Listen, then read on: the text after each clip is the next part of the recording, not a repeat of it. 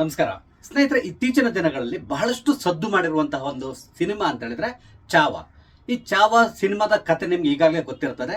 ಔರಂಗಜೇಬ್ ವಿರುದ್ಧ ಛತ್ರಪತಿ ಸಂಭಾಜಿ ಮಹಾರಾಜ್ ಅಂದ್ರೆ ಶಿವಾಜಿ ಮಹಾರಾಜರ ಮಗ ಯಾವ ರೀತಿ ಫೈಟ್ ಮಾಡ್ದ, ಕೊನೆಗೆ ಮೋಸದಿಂದ ಔರಂಗಜೇಬ್ ಆತನನ್ನ ಯಾವ ರೀತಿಯಲ್ಲಿ ಸೆರೆ ಹಿಡಿದು ನಂತರ ಆತನನ್ನ ಮತಾಂತರಕ್ಕೆ ಪ್ರಯತ್ನಿಸ್ತಾನೆ. ಆತ ಮತಾಂತರಕ್ಕೆ ಒಪ್ಪದೇ ಇದ್ದಾಗ ಆತನನ್ನ ಚಿತ್ರಹಿಂಸೆ ಕೊಟ್ಟು ಕೊಲ್ತಾನೆ. ಇದು ಚಿತ್ರದ ಕತೆ. ಈ ಸಿನಿಮಾ ಬಹಳಷ್ಟು ಸದ್ದನ್ನ ಮಾಡ್ತು, ಅದೇ ರೀತಿಯಲ್ಲಿ ಹಣವನ್ನು ಕೂಡ ಗಳಿಸ್ತು. ಹಾಗೇನೆ ಜನರು ಕೂಡ ಅಷ್ಟೇ ಈ ಸಿನಿಮಾವನ್ನು ನೋಡಿದ ಮೇಲೆ ಒಂದ್ ರೀತಿಯಾಗಿ ರೊಚ್ಚಿಗೆದ್ರು ಅಂತಲೇ ಹೇಳ್ಬೋದು.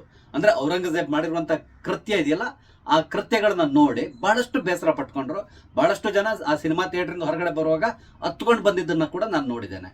ಅದೇ ರೀತಿಯಲ್ಲಿ ಈ ಸಿನಿಮಾವನ್ನ ಕೆಲವರು ಬಹಳಷ್ಟು ವಿರೋಧಿಸ್ಲಿಕ್ಕೆ ಕೂಡ ಶುರು ಮಾಡಿದ್ರು. ಅದರಲ್ಲಿ ಮುಖ್ಯವಾಗಿ ಹೇಳ್ಬೇಕಂದ್ರೆ ಕಾಂಗ್ರೆಸ್ ಇರ್ಬೋದು, SP ಅಥವಾ OIC ಅವರ ಪಕ್ಷ, TMC ಈ ತರ ಕೆಲವು ಸಂಪೂರ್ಣವಾಗಿ ಇದನ್ನ ವಿರೋಧಿಸ್ಲಿಕ್ಕೆ ಶುರು ಮಾಡಿದ್ರು. ಅದಕ್ಕೆ ಕಾರಣ ಏನಂದ್ರೆ ಇದರಲ್ಲಿ ಔರಂಗಜೇಬ್ನ ತುಂಬಾ ಕೆಟ್ಟದಾಗಿ ತೋರಿಸಿದ್ದಾರೆ ಅಂತೇಳಿ.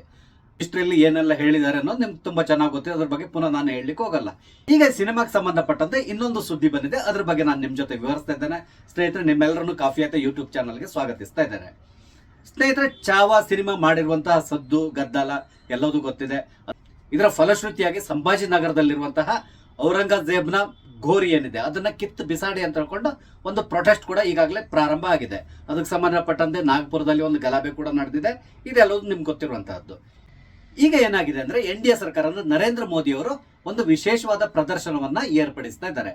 ಬಾಲಯೋಗಿ ಆಡಿಟೋರಿಯಂನಲ್ಲಿ ನಾಳೆ ಇದರದ್ದೊಂದು ವಿಶೇಷವಾದಂತಹ ಪ್ರದರ್ಶನ ಇದೆ.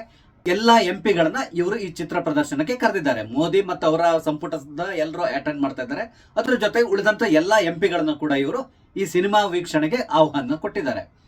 ಆದ್ರೆ ಈಗ ಏನಾಗಿದೆ, ಇದು ಒಂದು ರೀತಿ ವಿವಾದದ ಸ್ವರೂಪವನ್ನ ಪಡ್ಕೊಳ್ತಾ ಇದೆ. ಅದಕ್ಕೆ ಮುಖ್ಯ ಕಾರಣ ಏನು ಅಂತ ಹೇಳಿದ್ರೆ, ನರೇಂದ್ರ ಮೋದಿ ಅವರು ಯಾಕೆ ಈ ಸಿನಿಮಾವನ್ನ ಪ್ರಮೋಟ್ ಮಾಡ್ತಾ ಇದ್ದಾರೆ ಅಂತೇಳಿ ಹೇಳ್ತಾ ಇದ್ದಾರೆ.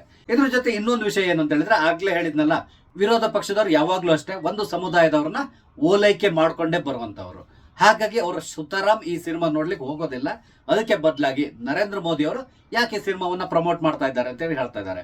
ಈ ಹಿಂದೆ ಕೂಡ ಅಷ್ಟೇ, ಕೇರಳ ಸ್ಟೋರಿ ಬಂದಾಗ್ಲೂ ಕೂಡ ಅಷ್ಟೇ, ನರೇಂದ್ರ ಮೋದಿ ಅವರು ಕೊಟ್ಟಿರುವಂತ ಒಂದೆರಡು ಹೇಳಿಕೆಯನ್ನು ಹಿಡ್ಕೊಂಡು ನರೇಂದ್ರ ಮೋದಿ ಅವರು ಕೇರಳ ಸ್ಟೋರಿಯನ್ನ ಪ್ರಮೋಟ್ ಮಾಡ್ತಾ ಇದ್ದಾರೆ ಅಂತೇಳಿ ಹೇಳಿದ್ರು. ಯಾವಾಗ್ಲೂ ಹೀಗೇನೆ, ಯಾವ್ದಾದ್ರು ಸಿನಿಮಾದಲ್ಲಿ ಮುಸಲ್ಮಾನ್ ದೊರೆಗಳು ಅಥವಾ ಬೇರೆ ಯಾರಾದ್ರೂ ಏನಾದ್ರು ಕೆಟ್ಟದ್ದನ್ನ ಮಾಡಿದಿದ್ರೆ ಅಂದ್ರೆ ಅದು ಮಾಡಿದ್ದಾರೆ, ಅದು ಎಲ್ರಿಗೂ ಗೊತ್ತಿರ್ತದೆ. ಆದ್ರೆ ಅದನ್ನ ಸಿನಿಮಾದಲ್ಲಿ ತೋರಿಸಿದಾಗ ಇವರಿಗೆಲ್ಲರಿಗೂ ಕೂಡ ಬೇಸರ ಆಗ್ತದೆ. ಆ ರೀತಿ ಯಾಕೆ ತೋರಿಸ್ತೀರಾ, ಇದರಿಂದಾಗಿ ಕೋಮು ಸೌಹಾರ್ದತೆ ಹಾಳಾಗ್ತದೆ, ಹಾಗೆ ಹೀಗೆ ಅಂತೇಳಿ ಮಾತಾಡ್ಲಿ ಶುರು ಮಾಡ್ತಾರೆ. ಆದ್ರೆ ಆ ರೀತಿಯ ಯಾವುದೇ ಸಮಸ್ಯೆ ಆಗೋದಿಲ್ಲ. ಆ ಸಮಸ್ಯೆ ಉಂಟಾಗಬೇಕು ಅಂತಕೊಂಡು ಇವರೇ ಸುಮ್ಮನೆ ಪ್ರವೋಕ್ ಮಾಡ್ಕೊಂಡು ಹೋಗ್ತಾರೆ. ಅದರಲ್ಲಿ ಕೆಲವೊಮ್ಮೆ ಯಶಸ್ಸನ್ನು ಕೂಡ ಗಳಿಸ್ತಾರೆ, ಕೆಲವೊಮ್ಮೆ ಅದರಲ್ಲಿ ಫೇಲ್ಯೂರ್ ಕೂಡ ಆಗ್ತಾರೆ. ಅದೇ ರೀತಿಯಲ್ಲಿ ಚಾವಾ ಸಿನಿಮಾವನ್ನ ಎಲ್ಲ ಸಂಸದರು ನೋಡಿ ಅಂತೇಳಿ ನರೇಂದ್ರ ಮೋದಿ ಅವರು ಹೇಳಿದಾರಲ್ಲ, ಇದು ಈಗ ಇವರಿಗೆಲ್ಲರಿಗೂ ಬಹಳಷ್ಟು ಕಷ್ಟ ಆಗ್ಬಿಟ್ಟಿದೆ. ಒಂದು ತಿಳ್ಕೊಳ್ಳಿ, ಇವ್ರು ಯಾವುದೇ ಕಾರಣಕ್ಕೆ ನಿಜವಾದ ಹಿಸ್ಟ್ರಿಯನ್ನು ಒಪ್ಕೊಳ್ಳಿಕ್ ಹೋಗಲ್ಲ. ಔರಂಗಜೇಬ್ ಏನ್ ಮಾಡಿದ್ದಾನೋ ಅದನ್ನೇ ಈ ಸಿನಿಮಾದಲ್ಲಿ ತೋರಿಸಿದ್ದಾರೆ ಹೊರತು ಬೇರೆ ಏನು ತೋರಿಸಿಲ್ಲ. ಆದ್ರೆ ಇವರು ಹೇಳೋದೇನಂದ್ರೆ, ಈ ಎಡಚರರು ಮತ್ತು ಉಳಿದವರು ಹೇಳೋದೇನಂತ ಹೇಳಿದ್ರೆ ಇದೆಲ್ಲವೂ ಸುಳ್ಳು, ಆ ರೀತಿ ಆಗಿಯೇ ಇಲ್ಲ ಅಂತೇಳಿ ಹೇಳ್ತಾರೆ. ಆದ್ರೆ ಔರಂಗಜೇಬ್ ತನ್ನ ಆಟೋಬಯೋಗ್ರಫಿ ಅಂದ್ರೆ ಆತನ ಜೀವನ ಚರಿತ್ರೆಯನ್ನ ತನ್ನ ಆಸ್ಥಾನದಲ್ಲಿರುವವನಿಂದನೇ ಬರ್ಸಿದ್ದಾನೆ ಕೂಡ. ಈ ಜೀವನ ಚರಿತ್ರೆ ಹೆಸರು ಮಾಸಿರ್-ಎ-ಅಲಮ್ಗಿರಿ. ಈ ಜೀವನ ಚರಿತ್ರೆಯನ್ನು ಬರೆದವನು ಸಾಕಿ ಮುಸ್ತಾದ್ ಖಾನ್ ಅಂತ ಕೊಂಡು ಈತ ಬರೆದಿರುವಂತಹ ಜೀವನ ಚರಿತ್ರೆ. ಈ ಜೀವನ ಚರಿತ್ರೆಯಲ್ಲಿ ಸಂಪೂರ್ಣವಾಗಿ ಪ್ರತಿಯೊಂದನ್ನು ಕೂಡ ಆತ ವಿವರಿಸಿದ್ದಾರೆ. ಅಂದ್ರೆ ಔರಂಗಜೇಬ್ ಎಷ್ಟು ಯುದ್ಧಗಳನ್ನ ಮಾಡ್ದ, ಏನೆಲ್ಲ ಮಾಡ್ದ, ಎಷ್ಟು ಜನರನ್ನು ಕನ್ವರ್ಟ್ ಮಾಡ್ದ, ಅದೇ ರೀತಿಯಲ್ಲಿ ಎಷ್ಟು ರಾಜರನ್ನ ಕೊಂದ, ಹಾಗೇನ ಸಂಭಾಜಿಯನ್ನ ಯಾವ ರೀತಿಯಲ್ಲಿ ಕೊಂದ ಅಂತೇಳಿ ವಿವರಿಸಲಿಕ್ಕಾಗಿ ಒಂದು ಚಾಪ್ಟರ್ನ ಇಟ್ಬಿಟ್ಟಿದ್ರು. ಒಂದು ಚಾಪ್ಟರ್ 31ರಲ್ಲಿ ಇದ್ರ ಬಗ್ಗೆ ಸಂಪೂರ್ಣವಾದಂತಹ ವಿವರಣೆಯನ್ನ ಆತ ಕೊಟ್ಟಿದ್ದಾನೆ. ಅದೇ ರೀತಿಯಲ್ಲಿ ಈ ಮಾಸಿರ್-ಎ-ಅಲಮ್ಗಿರಿ ಇದೆಯಲ್ಲ, ಈ ಪುಸ್ತಕವನ್ನ ಇಂಗ್ಲಿಷ್ ಮತ್ತೆ ಹಿಂದಿಗೆ ಕೂಡ ತರ್ಜುಮೆ ಮಾಡಿದ್ದಾರೆ, ಅಂದ್ರೆ ಟ್ರಾನ್ಸ್ಲೇಟ್ ಕೂಡ ಮಾಡಿದ್ದಾರೆ. ಇದನ್ನ ಮಾಡಿಸಿರೋರು ಜಾದುನಾಥ್ ಸರ್ಕಾರ್ ಅಂತೇಳಿ. ಈ ಪುಸ್ತಕ ನಿಮ್ಗೆ ಬೇಕಿದ್ರೆ ಫ್ಲಿಪ್ಕಾರ್ಟ್ ನಲ್ಲಿ ಕೂಡ ಅವೈಲೇಬಲ್ ಇದೆ. ನಾನು ಅದರ ಲಿಂಕ್ ಅನ್ನ ಕೂಡ ನಿಮ್ಗೆ ಅಟ್ಯಾಚ್ ಮಾಡ್ತಾ ಇದ್ದೇನೆ. ಇದನ್ನ ನೀವು ಈ ಪುಸ್ತಕವನ್ನ ಬೇಕಾದ್ರೆ ತರಿಸ್ಕೊಂಡು ಕೂಡ ನೀವು ಓದಿ ನೋಡಿ, ಗೊತ್ತಾಗ್ತದೆ. ಈ ಪುಸ್ತಕದಲ್ಲಿ ಕೂಡ ಅಷ್ಟೇ ಸಂಪೂರ್ಣವಾಗಿ ಅಂದ್ರೆ ಮಾಸಿರ್-ಎ-ಅಲಮ್ಗಿರಿಯಲ್ಲಿ ಏನ್ ಬರ್ದಿದ್ದಾರೆ ಅದನ್ನ ಸಂಪೂರ್ಣವಾಗಿ ಟ್ರಾನ್ಸ್ಲೇಟ್ ಮಾಡಿದ್ದಾರೆ. ಈ ಸರ್ಕಾರ ಬರೆದ ಪುಸ್ತಕದಲ್ಲಿ ಪೇಜ್ ನಂಬರ್ 182ರಲ್ಲಿ ಸಂಪೂರ್ಣವಾಗಿ ವಿವರವಾಗಿ ಬರೆದಿದ್ದಾರೆ. ಆತನನ್ನು ಯಾವ ರೀತಿ ಹಿಂಸೆ ಕೊಟ್ಟು ಕೊಲ್ಲಲಾಗಿದೆ ಅಂತ ಹೇಳ್ಕೊಂಡು ಬರೆದಿದ್ದಾರೆ. ಅದನ್ನು ಕೂಡ ನೀವು ಓದಿ ಕನ್ಫರ್ಮ್ ಮಾಡ್ಕೋಬಹುದು. ಯಾಕಂದ್ರೆ ಇದು ಸುಳ್ಳಲ್ಲ, ಸ್ವತಃ ಔರಂಗಜೇಬ್ ಬರೆದಿರುವಂತಹ ಆತ್ಮಚರಿತ್ರೆ ಯಥಾವತ್ ಟ್ರಾನ್ಸ್ಲೇಷನ್ ಇದು. ಹಾಗಾಗಿ ನಿಮ್ಗೆ ಇದರಲ್ಲಿ ಸಂಪೂರ್ಣವಾದಂತಹ ಡೀಟೇಲ್ಸ್ ಸಿಗ್ತದೆ. ಬೇಕಾದ್ರೆ ಆ ಪುಸ್ತಕವನ್ನು ಓದ್ ನೋಡ್ಬೋದು. ಅದೇ ರೀತಿಯಲ್ಲಿ ಇದನ್ನ ಸುಳ್ಳು ಅಂತೇಳಿ ಹೇಳ್ತಾರಲ್ಲ, ಅವರಿಗೆ ಕೂಡ ನೀವು ಈ ಪುಸ್ತಕವನ್ನ ಕಳಿಸ್ಕೊಡಿ, ಅವ್ರಿಗೆ ಓದ್ಲಿಕ್ಕೆ ಕೂಡ ಹೇಳಿ. ಸಾರಿ, ನಿಮ್ಗೆ ಈ ಪುಸ್ತಕದ ಹೆಸರನ್ನ ಹೇಳಲಿಲ್ಲ. ಈ ಪುಸ್ತಕದ ಹೆಸರು ಹಿಸ್ಟ್ರಿ ಆಫ್ ಔರಂಗಜೇಬ್ ಅಂತ ಕೊಂಡಿದೆ. ಇದನ್ನ ನೋಡಿ ಅದೇ ರೀತಿಯಲ್ಲಿ ಕನ್ನಡದಲ್ಲಿ ಕೂಡ ಹಲವಾರು ಪುಸ್ತಕಗಳಿದೆ. ಆ ಪುಸ್ತಕಗಳ ಲಿಂಕ್ ಅನ್ನ ಸಿಕ್ಕಿರೋ ನಾನು ಆ ಲಿಂಕ್ ಅನ್ನು ಕೂಡ ನಿಮ್ಗೆ ಇದರಲ್ಲಿ ನನ್ನ ವಿಡಿಯೋದಲ್ಲಿ ಶೇರ್ ಮಾಡಿರ್ತೇನೆ. ನೀವು ಆನ್ಲೈನ್ ನಲ್ಲಿ ಕೂಡ ತರಿಸ್ಕೊಳ್ಬಹುದು.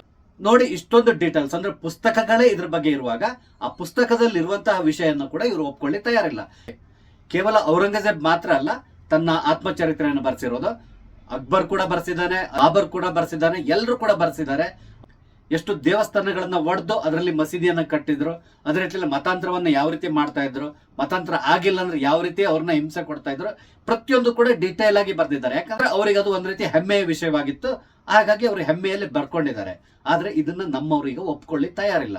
ಅದನ್ನು ಯಾವುದೇ ಪಠ್ಯ ಪುಸ್ತಕದಲ್ಲಿ ಕೂಡ ಇವರು ಸೇರಿಸೋದಿಲ್ಲ. ಕಾರಣ ಏನು? ಅದರಿಂದಾಗಿ ಹಾಗೆ ಸಮಸ್ಯೆ ಆಗುತ್ತೆ, ಹೀಗೆ ಸಮಸ್ಯೆ ಆಗುತ್ತೆ ಅಂತೇಳಿ ಹೇಳ್ತಾರೆ. ಹಿಸ್ಟ್ರಿಯನ್ನ ಹಿಸ್ಟ್ರಿಯಾಗಿ ನಾವು ನೋಡ್ಬೇಕೆ ಹೊರತು ಅದರಲ್ಲಿ ಕೂಡ ಬಹಳಷ್ಟು ವಿಷಯಗಳನ್ನ ಮುಚ್ಚಿಡೋದು ಈ ರೀತಿ ಮಾಡಬಾರ್ದು ಯಾವಾಗಲೂ ಕೂಡ. ಅದಕ್ಕೆ ಬದಲಾಗಿ ಬಹಳಷ್ಟು ವಿಷಯಗಳನ್ನ ಮುಚ್ಚಿಡುವಂತಹ ಒಂದು ಹವ್ಯಾಸ ನಮ್ಮ ಸ್ವಾತಂತ್ರ್ಯ ಸಿಕ್ಕಿದಾವಾಗಿಂದನೂ ಕೂಡ ನಡ್ಕೊಂಡು ಬರ್ತಾ ಇದೆ. ಅದಕ್ಕೆ ಸಂಬಂಧಪಟ್ಟಂತೆ ಮುಂದಿನ ದಿನಗಳನ್ನ ಮಾತಾಡ್ತಾನೆ. ಯಾಕಂದ್ರೆ ಯಾರ್ಯಾರು ಈ ಕೆಲಸವನ್ನ ಮಾಡಿದ್ರು, ನಮ್ಮ ದೇಶದಲ್ಲಿ ಬಹಳಷ್ಟು ದೊಡ್ಡ ಹಿಸ್ಟೋರಿಯನ್ ಅಂತ ಹೇಳ್ಕೊಂಡು ಕೆಲವರು ಹೆಸರನ್ನು ಕೂಡ ಪಡ್ಕೊಂಡಿದ್ದಾರೆ. ಅವ್ರು ಮಾಡ್ತಾ ಇದ್ದಂತ ಕೆಲಸ ಏನು ಎಲ್ಲದನ್ನು ನಿಮ್ಗೆ ಮುಂದಿನ ದಿನಗಳಲ್ಲಿ ತಿಳಿಸ್ತೇನೆ. ಇದು ಸ್ನೇಹಿತರೆ ಚಾವಾ ಸಿನಿಮಾವನ್ನ ಸಂಸದರಿಗಾಗಿ ವಿಶೇಷ ಪ್ರದರ್ಶನದ ಅರೇಂಜ್ಮೆಂಟ್ ಮಾಡಿರುವಂತಹ ವಿಷಯ. ಇದಕ್ಕೆ ಸಂಬಂಧಪಟ್ಟಂತೆ ಕೆಲವರು ವಿರೋಧವನ್ನೇ ವ್ಯಕ್ತಪಡಿಸ್ತಾ ಇರುವಂತದ್ದು. ಸ್ನೇಹಿತರೆ, ಇನ್ನೊಂದು ತಿಳ್ಕೊಂಡಿರಿ, ಇವರು ಇಷ್ಟೆಲ್ಲ ಮಾತಾಡ್ತಾರಲ್ಲ, ಅಂದ್ರೆ ಈ ಸಿನಿಮಾವನ್ನ ವಿರೋಧಿಸ್ತಾ ಇದ್ದಾರಲ್ಲ, ಆದ್ರೆ ಇವ್ರು ಯಾರು ಕೂಡ ಈ ಸಿನಿಮಾವನ್ನ ನೋಡಿರಲ್ಲ, ನೋಡ್ಲಿಕ್ಕೆ ಹೋಗೋದು ಇಲ್ಲ.